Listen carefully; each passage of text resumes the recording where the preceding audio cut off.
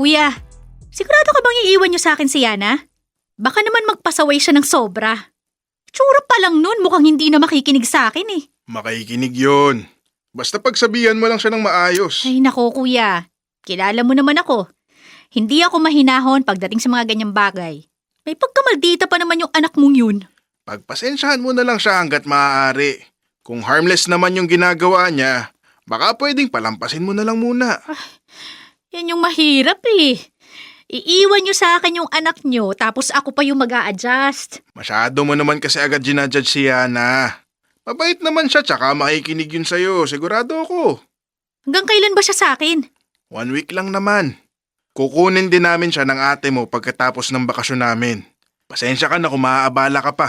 Wala naman kaming ibang mapapag-iwanan kay Yana. Hindi naman siya pwede sa biyanan ko. May inaalagaan kasi siyang may sakit sa bahay nila. Kuya, 80 na si Yana. Kung tutuusin, pwede niyo na siyang iwan mag-isa. Mas maganda nga sana yon para matuto agad siya na mag-solo kahit 1 week lang. Ay nako, hindi pwede yan. Baka wala na kaming dat ng bahay pagbalik. Hindi pa kasi siya marunong magluto. Baka kung mapano pa yun pag nagluto siya mag-isa. Yung mga marurumi niyang damit, ipalaundry mo na lang. Babayaran kita sa lahat ng magagastos mo sa kanya pagbalik namin. Ano pa nga ba? Wala na rin naman akong magagawa. Hayaan mo, bibilhan ka na lang namin ng pasalubong. Baka may gusto kang ipabili. Sabihin mo lang sa akin. Bahala na kayo kung anong gusto niyong bilhin. Ayos lang naman sa akin kahit wala kayong ibigay. Basta magtinulang yang si Yana, okay na sa akin yun. Pag nagka-problema naman, pwede mo kaming tawagan. Kung matigas talaga ulo niya, pagsasabihan namin siya ng nanay niya. Kailan niyo ba siya ihahatid dito sa bahay? Bukas ng umaga. Yung allowance nga pala niya, sa'yo ko na lang ipapatabi. Baka kasi maubos agad kapag kaya na ko binigay. Bigyan mo na lang siya ng 200 pesos araw-araw. Okay. Ano pa bang kailangan kong gawin? I-remind mo na lang siya kung may homework siya. Pero kung wala naman, edi hayaan mo na lang siya sa gusto niyang gawin. Maganda sana kung makakatulog siya ng maaga para hindi malate ng gising kinabukasan. Grabe! Gagawin niyo talaga akong babysitter? Sorry na. 1 week lang naman eh. Mabilis lang yun. Baka hindi mo namamalayan, nakabalik na pala kami. Pagbigyan mo na ako, please. Minsan lang kasi kami makapagbakasyon eh. Sa susunod, isama niyo na lang yan si Yana. Oo, ngayon lang talaga hindi. Siyempre, anniversary naming mag-asawa. Kaya gusto rin namin na magkaroon ng moment na kami lang yung magkasama. Ay, Huwag ka nang magpaka-stress masyado. Isipin mo na lang, nagpa-practice ka na maging nanay. yuck!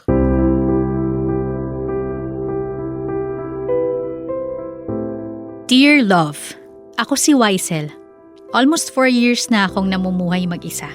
Ulila na kami at 2 lang kami magkapatid ni Kuya Juni. Nung ikasal si Kuya, doon na siya tumira sa nabili nilang bahay ng asawa niya.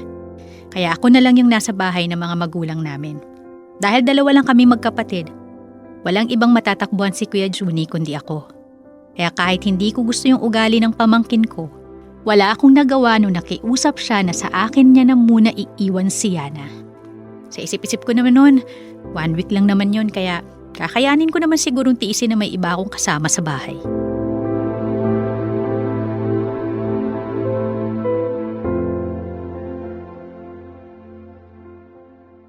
Yana, baka naman gusto mong itabi muna yung bag at sapatos mo para hindi nakakalat dito sa sala.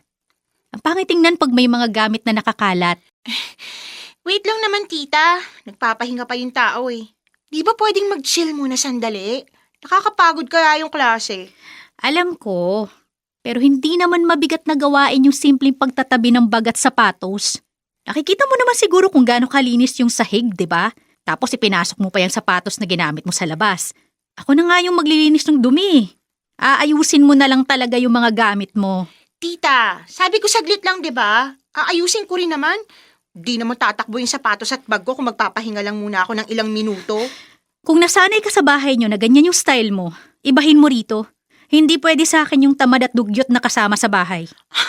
Ang OA naman, nakakainis. OA? OA ba para sa'yo yung matuto ng kalinisan? Dalaga ka na kaya dapat hindi na kita kailangan pang pagsabihan. Hindi mo ako anak para pagsabihan. Pasalamat ka nga na hindi kita anak. Kasi kung anak lang kita, kanina ko pa sinampal yung bibig mo. Hindi ko gusto kung paano ka sumagot-sagot sa nakakatanda sa'yo. Ganyan ka ba sa mga magulang mo? Malamang, hindi nga sila nagre-reklamo eh. Ikaw lang talaga yung maraming sinasabi. Kaya naman pala eh. Masyado kang spoiled sa mga magulang mo kaya ganyan kagaspang ang ugali mo. Hindi maganda kung kalalakihan mo yung ganyan. Nakakahiya pag nakikisalamuha ka sa ibang tao. Ano namang paki ko sa kanila? Una sa lahat, hindi ako people pleaser. Kung hindi gusto ng ibang tao yung ugali ko, di wag nila akong lapitan o kausapin. Hindi ko naman kailangang ipagsiksikan sarili ko sa mga hindi ako gusto. Ang tindi rin talaga ng paninindigan mo dyan sa baluktot mong pangangatwira, no? Hanggat okay lang sa mga magulang ko, walang kahit sino yung may karapatang questionin yung ginagawa ko. Sabi ni Mama, magpakatotoo lang ako kasi hindi ko naman daw kailangang kumilos base sa expectations ng ibang tao. Proud ka pa talaga sa pagpapalaki nila sa'yo sa lagay na yan, ha? Siyempre! Kaya lang, wala dito yung mga magulang mo ngayon. Iniwan ka nila sa akin kaya may karapatan ako na disiplinahin ka sa paraang tingin ko ay tama. Kaya kung ako sa'yo, magtitino na lang ako para maging tahimik yung buong bahay. Bakit ba kasi dito pa ako iniwan? Pwede naman kay Lola na lang. Mas okay pa siyang kasama kaysa sa'yo. Hindi siya nakikialam sa mga gusto kong gawin. Hindi niya rin ako inuutusan. Malas mo kasi hindi rin ako yung lola mo. Wala ka na magagawa. Nandito ka na sa akin kaya sa ayaw at sa gusto mo, susunod ka sa mga patakaran ko sa pamamahay na to. Kikilos ka at hindi hihilata lang dyan na parang pensyonado. Magulang mo yung humingi sa akin ng pabor kaya hindi ko utang na loob na nandito ka. Naiintindihan mo?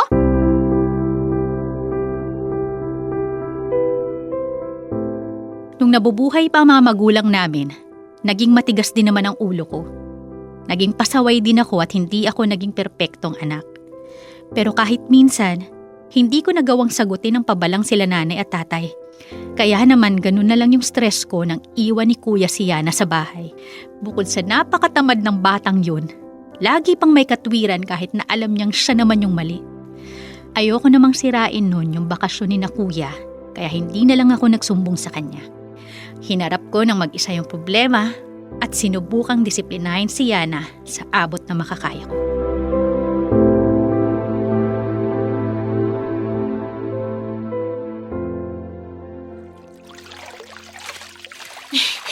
Tita, kailangan ba talaga ako yung maglaban ng mga damit ko? Sabi ni Papa, ipalaundry ko na lang to lahat. Ang sakit na ng likod ko. Sugat-sugat na rin yung kamay ko. Ayoko na. Hindi ka tatayo dyan hanggat hindi mo natatapos labhan yung mga damit mo. Bakit ba kasi kailangan mo pa akong pahirapan ng ganito? May washing machine ka naman eh. Bakit pinapa-handwash mo ko? Para nga matuto ka. Ilang piraso lang yung nilalabhan mo pero iiyak ka na? Ang weak mo naman masyado. Baby ka kasi. Isusumbong ko kay Papa lahat ng ginagawa mo sa akin. Go! Hindi kita pipigilan. Napaka-harmless na pinapagawa ko sa'yo. Tinuturuan ka lang naman maglabay. Sa totoo lang kadiri ka. Sa edad mong yan, kahit mga underwear mo, hindi mo alam kung paano kusutin. Ang dugyot mo. So pagkahubad mo, dediretso na lang sa laundry basket at hahayaang mamaho. Ang kababaeng tao, hindi marunong mag-asikaso ng mga gamit. Paano na lang pag nag-solo ka na? Lagi ka na lang ba magtatanong sa mama at papa mo kung anong gagawin?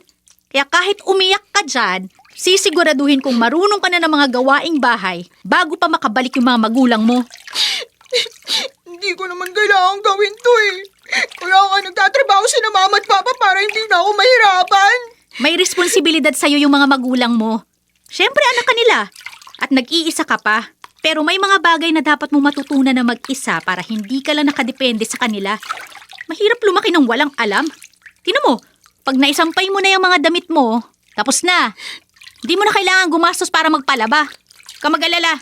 Yung budget mo sa pagpapalaundry, bibigay ko sa'yo ng buong buo. Ang hirap naman kasi ng mga pinapagawa mo, tita. Pagod na ako. Nahihirapan ka kasi first time mo lang ginagawa. Pero sa totoo lang, parte yan ng daily life natin. Hindi lahat kailangan nating iasa sa iba. Alam kong darating din yung araw na magigets mo ko. Hindi ako nag-e-expect ngayon kasi obvious naman na inis ka na sa akin. Pero maniwala ka, maiintindihan mo rin ako kung bakit kailangan kong gawin to sa'yo. Sige na, tapusin mo na yan para makakain ka na. Nagpa-deliver na ako ng paborito mong pagkain. Talaga, tita? Oo, kaya bilisan mo na dyan. Tsaka may ibibigay din ako sa'yo mamaya. Ano yun, tita? Ay, secret muna. Tita naman eh. Mamaya na nga. Baka kasi tamarin ka na dyan pag nakita mo na. Inabilisan mo na dyan. Konti na lang yan, oh. Sure yan, tita. Baka mamaya inuuto mo lang ako. Hindi kita inuuto. Seryoso yun. Naisip ko rin kasi na deserve mo yung reward ngayong marami ka ng alam na gawaing bahay. Pag nakita mo yun, ewan ko lang kung masabi mo pang pinapahirapan kita. Ilang araw ko ring sinubukan si Yana. Ipinaranas ko sa kanya ang maglinis ng bahay, maghugas ng pinagkainan, maglaba, at kung ano-ano pang gawain na halos iyakan na niya. Natuwa naman ako na kahit puro siya reklamo, sinusunod pa rin niya yung mga pinapagawa ko. Hindi lang nawawala sa kanya yung pagiging pabalang kung sumagot kasi may pagkamaltita talaga siya. Pero nakita ko naman yung improvement niya kahit ilang araw pa lang kaming magkasama.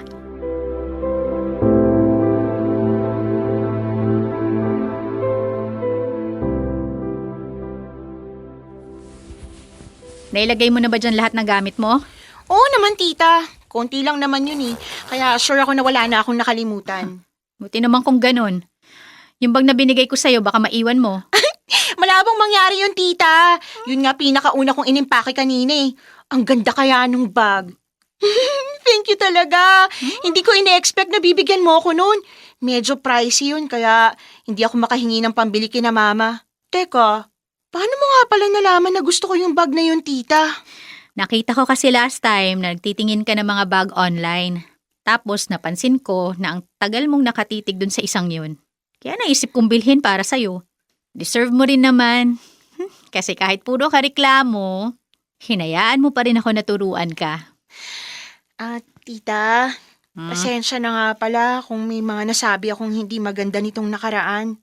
Sabi mo nga, maldita talaga ako. Hindi ko naman tinatanggi yun. Pero na-realize ko rin na hindi ko pala dapat ika-proud yun. Mabuti naman may natutunan ka kahit papano. Sana hindi yun natatapos dito, Yana. Sana gawin mo pa rin yan kahit nandun ka na ulit sa inyo, ha? Sure ako na matutuwa si Kuya pag nalaman niya na marunong ka na sa mga gawaing bahay. Magugulat sila, Papa. Excited ka na ba umuwi? Medyo. Oh, bakit medyo lang?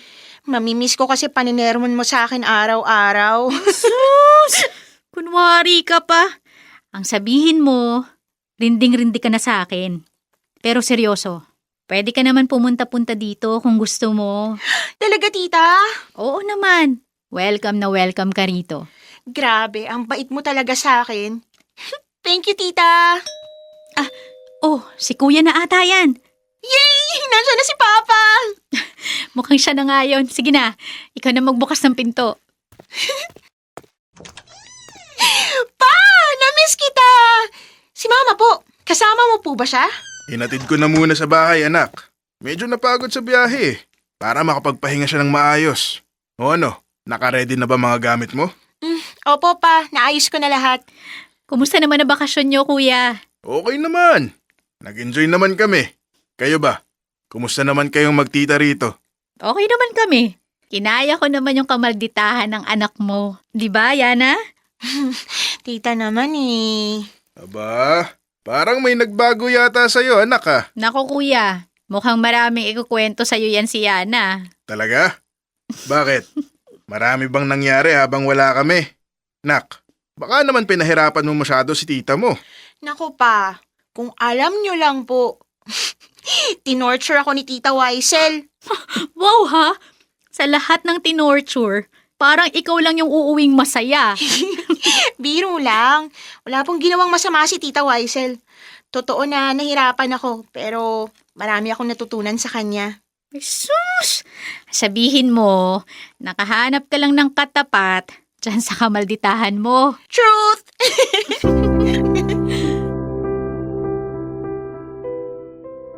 Dear Love, hindi ko akalaing lalambot ng ganun yung puso ko para kay Yana.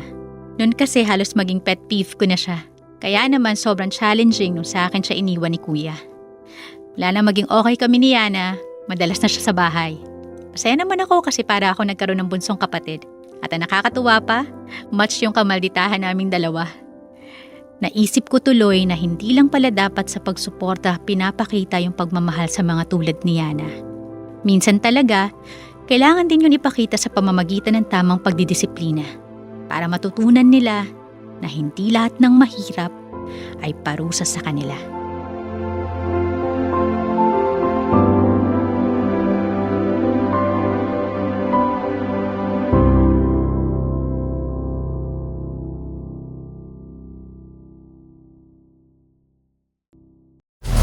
Metro's #1 Love Radio. Basic!